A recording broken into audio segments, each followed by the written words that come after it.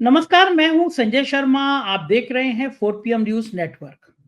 Picture आई छावा, औरंगजेब शुरू हुए।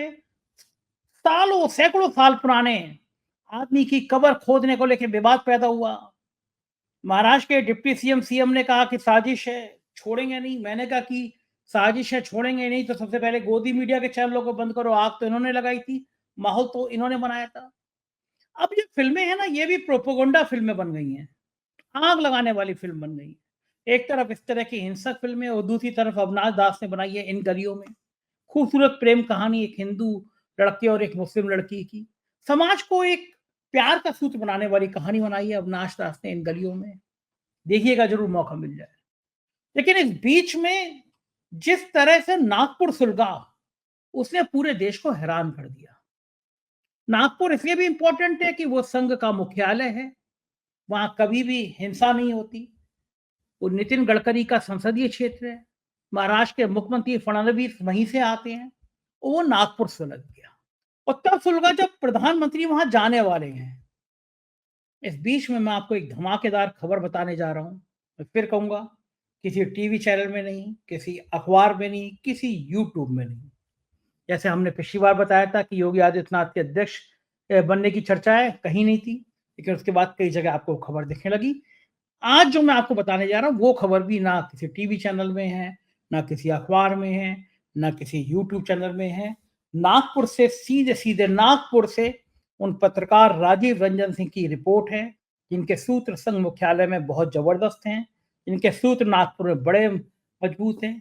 उन्होंने बताया है कि मोदी अगले राष्ट्रपति कैसे होंगे, क्या होंगे, क्या रणनीति, किसने नाम चलाया, पूरी बातचीत के अंदर ये खुलासा होगा। आपसे रिक्वेस्ट है, चैनल को सब्सक्राइब करिए, ज्वाइन करिए। चलते हैं सीधे राजीव रंजन के पास। राजीव भाई, बहुत दिनों से हम लोग नागपुर के संतरे खाते रहे हैं। संतरों में नागपुर की एक प्यार, एक खुशबू, एक मोहब्बत भी आती है। नागपुर भले वो संघ का गढ़ रहा हो, संघ का क्षेत्र हो, संघ का कार्यालय हो, लेकिन नागपुर के लोग बहुत प्यारे हैं। नागपुर में कभी तनाव, कभी हिंसा, कभी बवाल बवाल जैसी कोई खबरें नहीं आती। पिक्चर बनाई भाई लोगों ने छावा, 500 550 करोड़ रुपए कमा लिए और निकल लिए। वो तो मौज कर रहे हैं। और छावा फिल्म के बाद में सैकड़ों साल पहले जो आदमी मर गया, कवर के नीचे उसकी हड्डियां भी गल गई होंगी, मिट्टी में मिल गई होंगी, उसको लेके फसाद तो हो रहे हैं, माहौल बनाया जा रहा है। वहां के डिप्टी सीएम महाराष्ट्र कह रहे हैं कि कड़ी कार्रवाई होगी माहौल बिगाड़ने वालों पे। मैंने ट्वीट भी किया, एक्स पे लिखा कि अगर कड़ी कार्रवाई करनी है तो गोदी मीडिया के चैनलों पे करो। औरंगजेब को लेकर इन्होंने तनाव बनाया। एक पिक्चर जिसमें इस तरह रक्त रंजित हिंसक इतिहास दिखाया गया, तो ये बॉलीवुड के वाले लोगों के लिए भी बड़ा सोचने का विषय है। किसी जमाने में पिक्चरें समाज में बड़ा बढ़िया संदेश देती थी, सकारात्मक संदेश देती थी। फिल्म होती इसीलिए थी कि समाज में अच्छा संदेश आए। ऐसे माहौल में जब प्रोपोगंडा फिल्म बन रही है, तो अविनाश दास की भी फिल्म आई है इन गलियों में। चांस की बात है, लखनऊ में फिल्माई गई है, और लखनऊ की दो गलियां, एक हनुमान गली, एक रहमान गली, दोनों के लोग बहुत प्यार से रहते हैं। मुस्लिम लड़की है, हिंदू लड़का है, प्रेम हो जाता है। मिर्जा शायर है, मतलब बहुत बहुत खूबसूरत पिक्चर बनाई है। इस दौर में जब नफरत इतनी ज्यादा फैल रही है, जब जमाने में एक प्यार की बात पिक्चर में इन गलियों में है, आइए, बहुत सुंदर मूवी है। मेरे कहने का मतलब यह है कि एक पिक्चर से ऐसा हिंसक माहौल तैयार हुआ। नागपुर संतरे के अलावा 3 शख्सियत के लिए बड़ा मशहूर है। महाराष्ट्र के मुख्यमंत्री, जो जिनके पास गृह मंत्रालय का चार्ज है, वो भी नागपुर से आते हैं। मोदी जी के सबसे प्रिय, सबसे दुलारे मंत्री नितिन गडकरी, वो भी नागपुर से आते हैं, और हमारे राजीव रंजन भाई भी नागपुर से आते हैं। 3 बड़े बड़े लोग नागपुर में रहते हैं। ये जो नागपुर भड़का, सब जानते हैं कि नागपुर की, मैं बस सिर्फ 2 लाइन में समरी बताऊंगा। जो आपने मुझे बताई है, मैं बाकी डिटेल में नहीं जा रहा। कि विश्व हिंदू परिषद से कुछ लोग आए, औरंगजेब को लेके विरोध कर रहे थे। शाम को उन्होंने कुछ जलाया, औरंगजेब के पुतले जलाए, वहां पे एक मजार की चादर डाल दी, और लोगों में ये गलतफहमी हो गई कि कुरान की आयतें जला दी गई हैं। एक समुदाय इकट्ठा हुआ, पुलिस ने रिपोर्ट दर्ज करी, लेकिन गिरफ्तारी किसी की नहीं, और फिर बलवा भड़क गया और बहुत पुलिसकर्मी भी घायल हुए। मेरा बड़ा सवाल ये है कि मुख्यमंत्री कह रहे हैं कि ये एक साजिश थी, गृह मंत्री का भी चार्ज उन पे है, शिंदे साहब डिप्टी सीएम कह रहे हैं साजिश थी। अगर साजिश थी तो क्या पुलिस का महाराष्ट्र का खुफिया विभाग सो रहा था? आपने बताया कि गडकरी जी के घर के बिल्कुल पास में ही दंगा भड़का है। गडकरी जी ने 2 दिन 3 दिन पहले ही आह्वान किया था कि मुसलमानों को ज़्यादा से ज़्यादा आईएएस में आना चाहिए, आईपीएस में आना चाहिए, बयान बड़ा चर्चित में आया। इस घटना के पीछे राजनीति क्या देखते हैं आप? महाराष्ट्र को कौन सुलगा रहा है? क्या भारतीय जनता पार्टी की अंदरूनी राजनीति है? क्या देवेंद्र फडणवीस को टिकाने की, रुकाने की, लुढ़काने की ये पॉलिटिक्स है? या दोनों डिप्टी सीएम के खींचतान की पॉलिटिक्स? तो नागपुर अगर जला तो जला कैसे? क्या कारण है कि एक कम्युनल सोच देश में फिर से डेवलप हो गई है? उत्तर प्रदेश में संभल गरम किया जा रहा है, महाराष्ट्र में नागपुर गरम किया जा रहा है। क्या राजनीति क्या है इसके पीछे, ये समझाइए राजीव भाई। संजय जी, बहुत बढ़िया सवाल है। देखिए, 4 PM के प्लेटफॉर्म पे कई इंटरव्यूज आपने इसी विषय पे अभय दुबे जी और मेरे साथ किए हैं, और हर में हमने यही आगाह किया था कि ये देश जो है ये एकदम धार्मिक उन्माद की तरफ बढ़ रहा है। ये औरंगजेब का जो मसला लेके आया जा रहा है, ये बिना सर और पैर का मसला है। और और ये मसला सिर्फ दो समुदायों के बीच में द्वेष बढ़ाने का एक प्रयास नहीं है। ये भारतीय जनता पार्टी के काफी सारे लीडर्स एक दूसरे को निपटाने के लिए भी जो है ये धार्मिक उन्माद और सांप्रदायिकता के खेल में लग गए। आप इस बात को समझिए संजय जी, बजरंग दल और विश्व हिंदू परिषद के लोग जो हैं, ये सुबह इन लोगों ने विरोध प्रदर्शन किया, औरंगजेब का पुतला फूका और वो चादर जो मजार पे चढ़ाई जाती है जिसपे कुछ आयतें कुरान की लिखी थी उसको जलाया। वो जलाने के बाद में जो है मुस्लिम समुदाय ने अपना प्रोटेस्ट दर्ज किया। परंतु प्रॉब्लम ये हुआ कि अगर वो सही समय पे, जो प्रवीण दटके जो भाजपा के खुद एमएलए हैं उस एरिया के, सेंट्रल नागपुर के जहां पर ये गतिविधि हुई है, उन्होंने खुद कहा है कि हमने 1-1.5 घंटे पहले पुलिस को सूचित कर दिया था कि माहौल गर्म हो रहा है इस एरिया में, तो समय रहते हुए जो है आप सारा बंदोबस्त कर लीजिए। और वो चीज हुआ नहीं। प्रवीण दटके जी नितिन गडकरी के एकदम राइट हैंड मैन है। वही 2024 के चुनाव में उनके एजेंट थे, इलेक्शन एजेंट जो एक रखा जा सकता है, ये प्रवीण दटके जी थे जो सेंट्रल नागपुर से एमएलए आते हैं। इनके फादर प्रभाकर दटके खास एकदम नितिन गडकरी के बहुत ही क्लोज है। तो होम मिनिस्ट्री देवेंद्र फडणवीस के पास में, और आपका जो जिस एरिया में ये हो रहा है, जहां पे आप समझ लीजिए कि वो आरएसएस को मानने वाले लोगों के लिए वेटिकन से कम नहीं है, क्योंकि वहां पे हेडगेवार जी की जन्मस्थली है, महल का जो एरिया है, ठीक है। तो वहां पे यदि इस तरीके से हम देख रहे हैं कि किसी भी तरीके की समस्या आ सकती है, तो होम मिनिस्ट्री का काम था, जो प्रवीण दटके बोल रहे हैं कि भाई समय रहते जो है बंदोबस्त क्यों नहीं किया गया। तो ये मुस्लिम समुदाय, अल्पसंख्यक समुदाय का जो प्रोटेस्ट था वो एक शांतिपूर्वक प्रोटेस्ट के रूप में शुरू हुआ, परंतु उसके अंदर में पता नहीं कहां से कौन से उग्र तत्व आए और पत्थरबाजी शुरू हुई, और ये पूरा आक्रोश जो है ये पुलिस वालों पे निकला। 34 पुलिसकर्मी घायल है Sanjay ji, 34, including commissioner of police Ravindra single, उनको भी जख्म आए हैं, चोट है, उनपे भी पथरा हुआ है। तो 3 डीसीपी घायल है, एक के हाथ पे कुल्हाड़ी मारी लगी है। तो पुलिस ने बाद में बहुत तत्परता दिखाई, परंतु यही तत्परता यदि शुरुआती क्षणों में हो जाता तो शायद ये दंगे भड़कते नहीं। हम लोग अभी जो हैं एकदम, ये देश आइसोटोप बना हुआ है, कभी भी रिएक्ट कर सकता है, कभी भी फूट सकता है संजय जी। इस चीज को हम लोग बार बार 4 PM के प्लेटफॉर्म पे बोल रहे हैं। और आपने जो सवाल पूछा कि क्या ये राजनीति का इसमें खेल हो सकता है, मैं आपको बता रहा हूं कि राजनीति का ही बड़ा खेल है, क्योंकि कांग्रेस के जितने भी लीडर है सब एकदम टाइट लिप्ड हैं, घबराए हुए हैं, और वो सब लोगों को शांत कर रहे हैं। उनको भय है, डर है कि कहीं ये बड़े व्यापक लेवल पे दंगों में ना भड़क जाए। और सेम भारतीय जनता पार्टी के भी नेता जो है थोड़े से घबरा से गए हैं। तो सरकार आपकी है, पुलिस आपके नियंत्रण में है, आप कोई विपक्ष में नहीं हो, तो आप क्यों नहीं एक्शन ले रहे हो भाई? ये तो आपका काम है ना। तो दटके जी से मुझे मालूम नहीं कि नागपुर के पत्रकारों ने सवाल किया कि नहीं किया कि भाई आपकी अपनी खुद की पार्टी है, तो आपकी, और गृह मंत्री और मुख्यमंत्री दोनों नागपुर का है, तो क्यों नहीं इन्होंने समय रहते हुए जो है ये पुलिस को तत्परता से वहां पे उस पूरे एरिया में जो है बंदोबस्त पे क्यों नहीं लगाया? इसके पीछे एक बहुत गहरी मेरे को राजनीति नजर आ रही है, परंतु यदि हम उस चीज को बोलेंगे तो हो सकता है माहौल और बिगड़ जाए, इसलिए मैं बोलना नहीं चाहता हूँ। काफी आज पुलिस के बड़े पदाधिकारी जो रिटायर्ड हो गए हैं, ऐसे इन लोगों से मेरी बात हुई, उन्होंने यही कहा कि देखिए गोदी मीडिया जैसा काम आप लोग मत कीजिएगा, ये लोग आग में घी डालने का काम कर रहे हैं, आप लोग कुछ भी ऐसा मत बोलिएगा जिससे कि और तनाव जो है वो फैल जाए। तो आपको मालूम है 4 PM तो बहुत ही ज्यादा जिम्मेदार चैनल है, हम कभी ऐसी कोई बात नहीं करेंगे। इनफैक्ट हम तो बहुत पहले से लोगों को आगाह करते आ रहे हैं कि ये औरंगजेब का मसला जो है, इस मसले के बारे में आप ज्यादा ना सोचिए। चाइना ने लॉन्च कर दिया मानुस नाम का दूसरा आर्टिफिशियल इंटेलिजेंस जो है डीप सीक के बाद में। तो चाइना हमारा पड़ोसी, हमारा दुश्मन मुल्क कहां जा रहा है, साइंटिफिक थ्योरीज और साइंटिफिक रिसर्च पे इतना आगे बढ़ रहा है, और हम 350-400 साल पीछे जाके औरंगजेब पे दंगे कर रहे हैं। ये this is not at all acceptable Sanjay जी।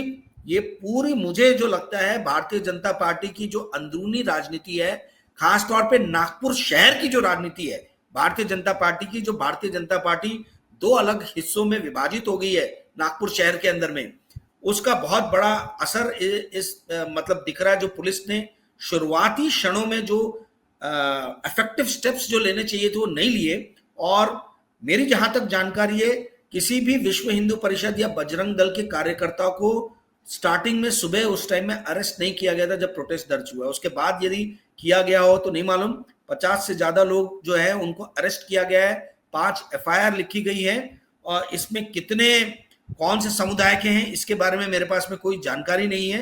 परंतु ये जो मुद्दा, ये जो दंगा भड़का है, इसको समय रहते पुलिस ने कंटेन कर लिया, नहीं तो ये बहुत व्यापक फैल सकता था। जी संजय जी, मुझे बताइए कि राजीव भाई, आमतौर पर मैं देखता हूं कि गडकरी साहब की भूमिका कभी भी इस तरह की नहीं रहती कि वो बीच में लोगों के बीच में, 2 समुदाय के बीच में तनाव पैदा करें, भले वो भारतीय जनता पार्टी में हो। लेकिन नितिन गडकरी की छवि मैंने अभी तक आमतौर पे ऐसी नहीं देखी, और मुझे याद भी नहीं आ रहा कि नागपुर में इससे पहले इस तरह दंगा कभी भड़का हो, 2 समुदाय के लोग आमने सामने आए होंगे। गडकरी जी का क्या रिएक्शन है? गडकरी दुखी हैं इस घटना से? गडकरी को लग रहा है ये कि उनके ऊपर डेंट है? और भाई जिम्मेदारी तो होती है, आप उस इलाके के सांसद हैं, तो नैतिक जिम्मेदारी आपकी है कि अगर आपके संसदीय क्षेत्र में 2 समुदाय आमने सामने आ गए तो फिर लीडर किस बात का?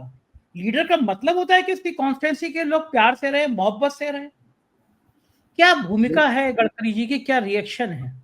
नहीं, गडकरी साहब तो बहुत दुखी हैं, इसमें कोई सवाल ही नहीं। उनके बहुत सारे वीडियो मैसेज जो है व्हाट्सएप पे सर्कुलेट हो रहे हैं, जिसमें वो दोनों पक्षों से अपील कर रहे हैं कि शांतता रखा, यानी शांति बनाए रखिए, आप लोग जो है किसी भी तरीके से आवेश में मत आइए, र्यूमर्स पे विश्वास मत कीजिए। और नागपुर जो शहर है ये इंडिया का हार्ट है, सेंटर में है।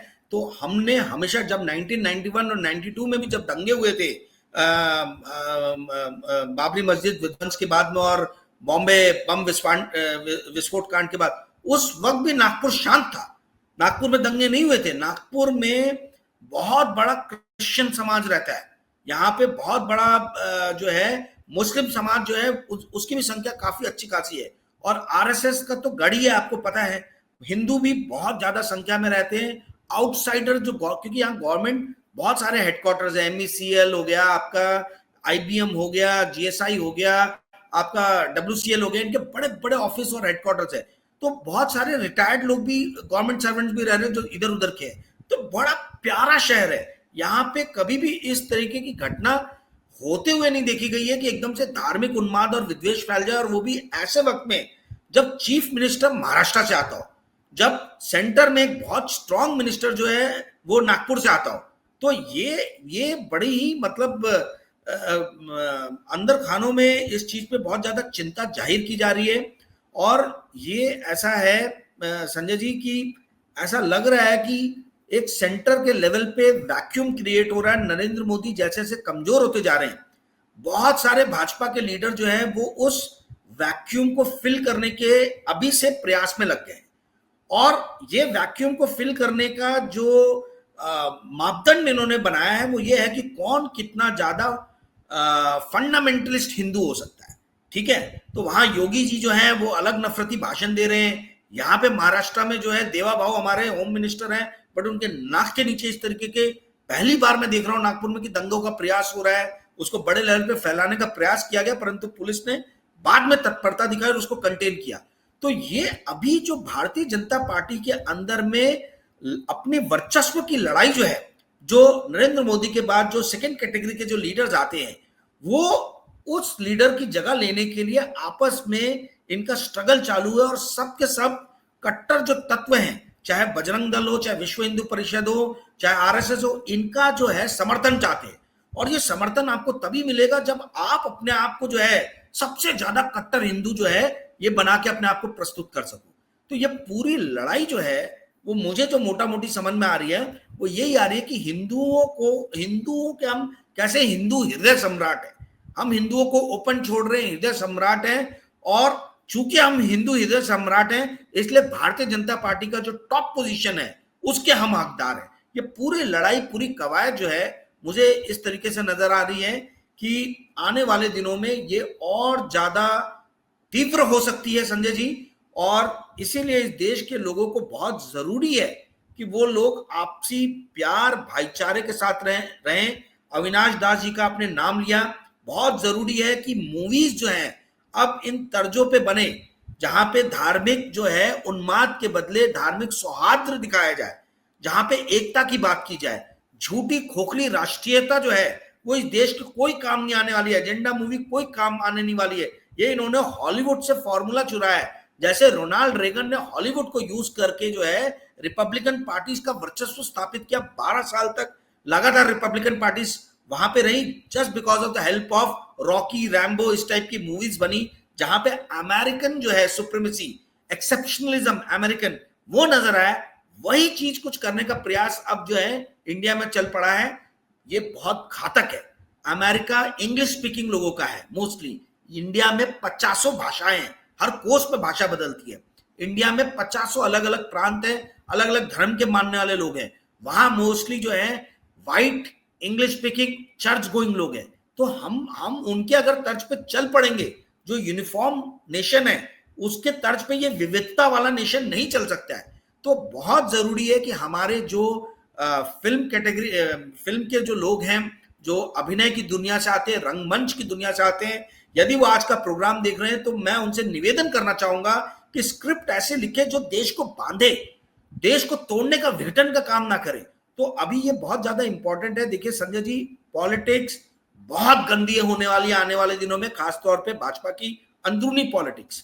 तो इसका हम लोगों को उससे इम्पैक्ट नहीं होना चाहिए, दिमाग पे हावी नहीं होना चाहिए और लोगों को खुद को अपना इस्तेमाल नहीं होने देना चाहिए। यही मेरी गुजारिश है। जी संजय जी। इक्विटी की बात करें, राजीव जी बहुत अच्छी बात कह रहे हैं। एक चीज और पूछना चाहूंगा कि 2-3 दिन बाद प्रधानमंत्री नरेंद्र मोदी नागपुर आ रहे हैं और वो संघ मुख्यालय में शायद जाएंगे या मोहन भागवत से मीटिंग करेंगे, कहीं ना कहीं बात है। और प्रधानमंत्री का नागपुर दौरा इसलिए भी बड़ा महत्वपूर्ण है कि शायद इस बैठक में प्रधानमंत्री नतमस्तक हो जाए मोहन भागवत से कि मुझे माफ कर दो, बीजेपी का अध्यक्ष संजय जोशी और योगी आदित्यनाथ को बनाने की मत सोचो। हम जिसको कह रहे हैं हमारा कोई चंपू टाइप का, खट्टा वट्टा टाइप का आदमी बना दो, मनोहर लाल खट्टा वट्टा टाइप का आदमी बना दो, लेकिन मत भिड़ो भैया, हम नतमस्तक हो रहे हैं। मोदी के आने से पहले नागपुर सुलग रहा है।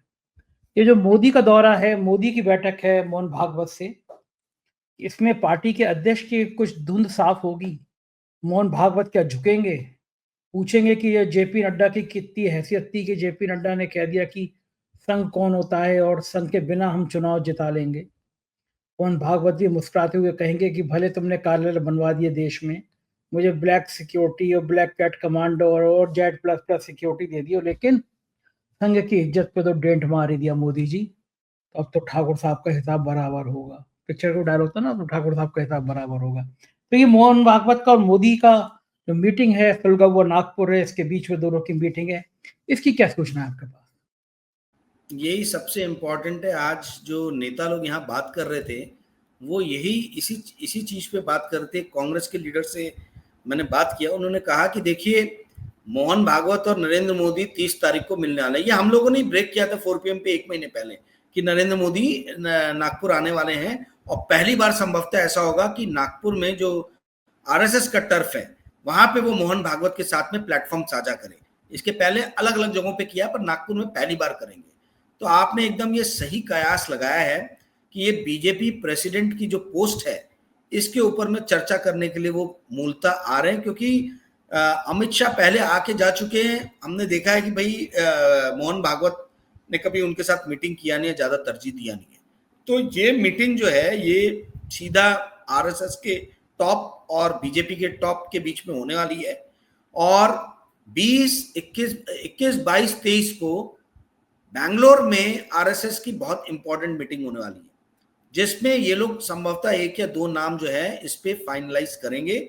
और वो दोनों नाम मैंने और आपने पिछले एपिसोड में डिस्कस किया था कि संजय जोशी और योगी आदित्यनाथ उसमें टॉप पे चल रहे हैं, दोनों के दोनों लोग। ठीक है, अब कौन झुकता है, मोदी जी झुकते हैं कि भागवत जी झुकते हैं, ये देखने वाली बात होगी। बातें ऐसी भी चल रही हैं, आपको जान के बहुत ताज्जुब होगा संजय जी, कि लोग बोल रहे हैं कि शायद नरेंद्र मोदी नेक्स्ट भारत के प्रेसिडेंट भी हो सकते हैं, यहां तक की बात की जा रही है। यानी आरएसएस के अंदर में बहुत स्पष्ट एक ये है कि भाई आप पीएम की गद्दी छोड़ो, आप हटो यहां से। 75 साल का आपका नियम था, उसके बदले में आपको कुछ और जो भी आपको चाहिए वो ले लीजिए।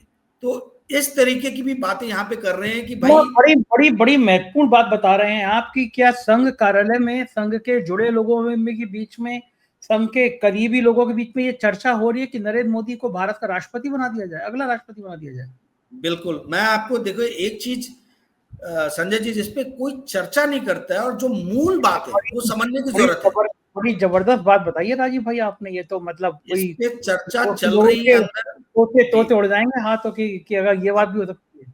देखिए एक चीज समझने की जरूरत है संजय जी, एक 2-3 हफ्ते पहले के इंटरव्यू में मैंने हल्का सा टच किया था, वो ये है कि संघ को हम एक सांस्कृतिक संगठन समझते हैं, पर आज की डेट में संघ एक सांस्कृतिक संगठन नहीं है, ये एक एंटरप्राइज हो गया है, ये कॉन्ग्लोमरेट हो गया, इसके 80 अनुषांगिक संगठन है। उन संगठनों को चलाने के लिए पैसा चाहिए, वो पैसा कहां से आ रहा है? ये हाई टाइम है कि संघ के फाइनेंशियल जो है, फाइनेंस जो है, उसके ऊपर संघ खुद से सामने आके जो है वो बयानबाजी करे, वो डिस्क्लोजर दे, क्योंकि बहुत तमाम तरीके की चर्चाएं चल रही है जो संघ के लिए खुद के लिए अच्छी नहीं है। तो यदि संघ को चाहिए कि भाई लोगों के बीच में अगर उनको अपनी इमेज ठीक करनी है तो उनको अपने फाइनेंशियल्स डिस्क्लोज करने होंगे। फाइनेंशियल्स क्यों नहीं संघ डिस्क्लोज कर रहा है, और सबसे बड़ी बात कि सरकार क्यों नहीं करा रही है। अब ये बात जब मैंने बीजेपी के लोगों से पूछी तो उन्होंने मेरे को बोला कि कांग्रेस 2004 से 2014 के बीच में क्या कर रही थी भाई, आज वो इल्जाम लगा रहे कांग्रेस ने क्यों नहीं खुलवा दिए सारी फाइनेंसिंग और फंडिंग की डायरीज और रजिस्टर कि कहां से संघ को पैसे आ रहे हैं। तो जब बीजेपी आती है तभी क्यों कांग्रेस इस चीज को तूल देती है? जब कांग्रेस खुद सत्ता में रहती है तो कांग्रेस क्यों नहीं फाइनेंशियल्स की जांच उसने संघ की करा दी, या बजरंग दल की करा दी, या विश्व हिंदू परिषद की करा दी? तो ये अब एक दूसरे के ऊपर में आरोप प्रत्यारोप हो रहे हैं, परंतु संघ के लिए ये जरूरी है कि संघ अपने फाइनेंस को लेके जो है कि उसको कहां से कितना अनुदान आ रहा है, कौन अनुदान कर रहा है। ये 80 संगठन जो आपके चल रहे हैं, इस 80 संगठन का लाइफ ब्लड मनी है। मनी, लोग तो हैं ही, लोग तो आपके प्रचारक आपको मिल जा रहे हैं, परंतु संगठन चलाने के लिए बहुत ज्यादा पैसा चाहिए। वो पैसा कहां से आ रहा है? तो लोग इस विजन से नहीं देखते। यहां तक कि कांग्रेस के भी मैंने लीडर्स को देखा, वो इस तरीके से नहीं सोचते कि संघ जो है वो सांस्कृतिक संगठन नहीं रह गया है, ये एक बिजनेस कॉन्ग्लोमरेट की तरह ऑपरेट कर रहा है। इसको भारी फंडिंग की जरूरत है। उस फंडिंग के ऊपर में कब बात करेंगे लोग? उस फंडिंग के ऊपर में कब कांग्रेस के और दूसरे विपक्षी दल के, समाजवादी हो, चाहे राष्ट्रीय जनता दल हो, चाहे तृणमूल हो, कब ये प्रश्न लगाना शुरू करेंगे कि इनको कितनी फंडिंग घर से आ रही है और कितनी फंडिंग बाहर से आ रही है? क्योंकि संघ के बहुत सारे सिंपैथाइजर्स भारत के बाहर रहते हैं। ठीक है, तो भारत के बाहर से कौन से देशों से आ रही है? भारतीय जनता पार्टी ने और नरेंद्र मोदी सरकार ने बड़े बड़े एनजीओ की फंडिंग्स रुकवा दी। ये बोल के कि ये फॉरेन के सीआईए के एजेंट या चीनी एजेंट या फलाना एजेंट, ठिकाना एजेंट, ये इसके रूप में तो कहीं काम नहीं कर रहे। परंतु अब जो है सवाल संघ के फाइनेंस पे लगने लगा है कि संघ को फंडिंग कहां से आ रही है, ये क्यों नहीं मोदी सरकार जो है इस चीज के ऊपर में जांच बिठा रही है, और उनकी फंडिंग को क्यों नहीं रोका जा रहा है, बाकी तमाम तरीके के एनजीओ की फंडिंग को क्यों रोका जा रहा है। तो ये हाई टाइम है संजय जी कि देश के सभी लोगों को भगवान जो है सद्बुद्धि दे। मैं भी भगवान से पूजा करके आया। देखिए आप मेरे सर पे मैं कभी टीका लगाता नहीं, जस्ट मंदिर से आया ही और आपका फोन आ गया तो मैं बैठ गया। तो मेरा कहने का अर्थ ये है कि ये हाई टाइम है कि हम लोगों को सही जो कॉजेज हैं, जो राइट कॉजेज हैं, जो इस देश के लिए इंपॉर्टेंट है, उनके ऊपर में ध्यान देना है, उनके ऊपर में चर्चा करना है। आज हमारा दुश्मन राष्ट्र चीन जो है, आर्टिफिशियल इंटेलिजेंस और साइंटिफिक रिसर्च में हमसे लंबो मतलब कोसों आगे चला गया, काफी लंबी छलांग मारी उसने, और हम अभी भी औरंगजेब, धार्मिक उन्माद, सांप्रदायिकता, इन सब में फैले हुए हैं। ये बहुत ही दुख की बात है। भारतीय जनता पार्टी को अब अपने अंदर से एक लीडर की जल्द से जल्द घोषणा कर देनी चाहिए, ताकि तमाम तरीके के ये जो कयास बोलने या इंटरनल स्ट्रगल्स के कारण जो टर्बुलेंस क्रिएट हो रहा है, ये टर्बुलेंस पे रोक लगे। इसके लिए बहुत जरूरी है कि नरेंद्र मोदी और मोहन भागवत मिलके फटाफट एक बीजेपी का नया प्रेसिडेंट दे दे। जी संजय जी, एक आखिरी सवाल, अगर संघ कहता है, मोहन भागवत कहते हैं कि आपकी उम्र हो गई, आपने 75 साल वाला कानून बनाया था, वो आपकी उम्र हो गई, अब आप राष्ट्रपति बन जाइए, कुर्सी छोड़ दीजिए, तो मोदी जी का रिएक्शन आपके हिसाब से क्या होगा?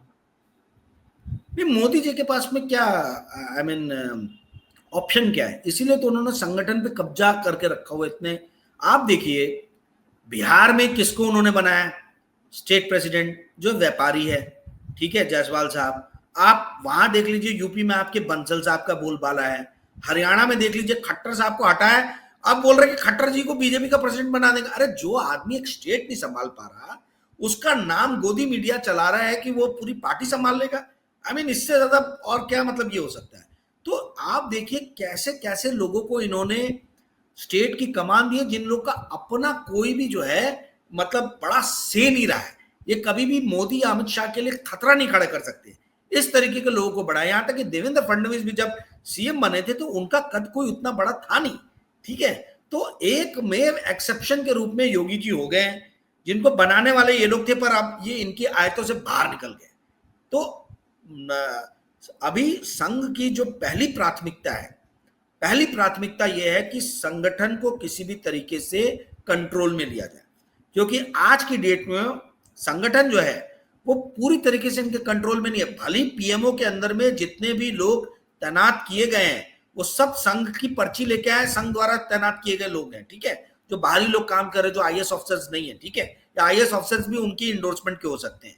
परंतु आप ये समझिए कि ये जो लैटरल एंट्री के थ्रू जितने भी लोगों को एंट्री मिली है गवर्नमेंट के अंदर में, इसमें से 80% संघ के रिकमेंडेशन पे गए हुए लोग हैं।